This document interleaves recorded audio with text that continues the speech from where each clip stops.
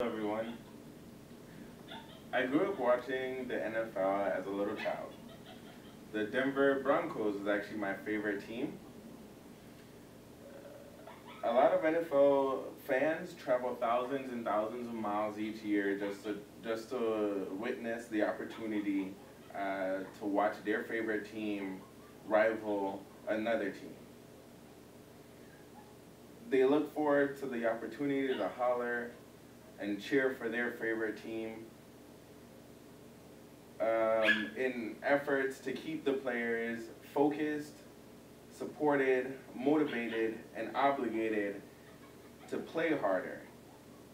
Players respond by pushing their bodies to run faster, jump higher, and tackle harder.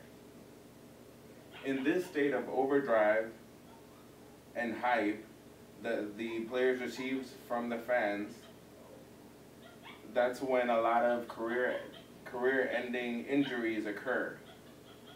These players put their lives on the line every day that they step foot onto the field. The football pads and gears that the players wear offer absolutely no protection. Most NFL players suffer from broken bones, torn ligaments, concussions, and CTE, which stands for chronic trauma encephalopathy. Players who suffer from broken bones or torn ligaments could see a surgical doctor and have those bones or ligaments repaired. Out of 559 NFL players, only about 79% of those players will be able to return to the field. Concussions are one of the greatest causes of death among football players. They occur when the head is subject to a large impact force, resulting in a small form of trauma brain injury, which is also known as TBI. The concern with concussion amongst football players is not something that has recently been an issue. In fact, it has been a rising concern since the early 1900s. It's clear that concussions can have a devastating long-term effect on NFL players. Scientists has reported that about 96% of NFL players that have been examined tested positive for CTE. This degenerative disease is largely believed to stem from reported head traumas. It leads to concussion, memory loss, impaired judgment, aggression, depression, and progressive dementia. I played football in high school.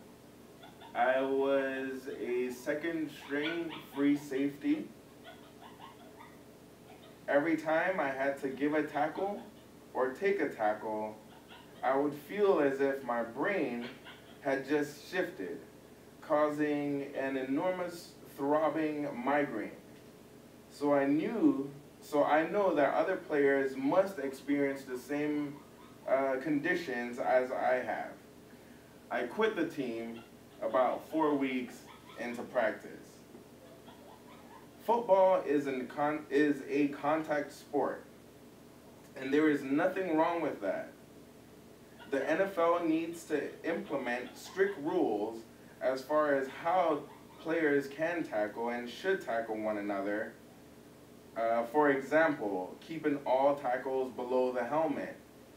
This would limit helmet-to-helmet concussions. The NFL could customize the entire field by laying down a softer padded artificial grass that will absorb players' fall. This is just a few ways that the NFL can limit the number of broken bones, torn ligaments, concussions, and CTE amongst their players. Works cited: NFL concussion, fast fact by CNN, cable news network, and if football is deadly, why do we still watch it? By the Huffington Post.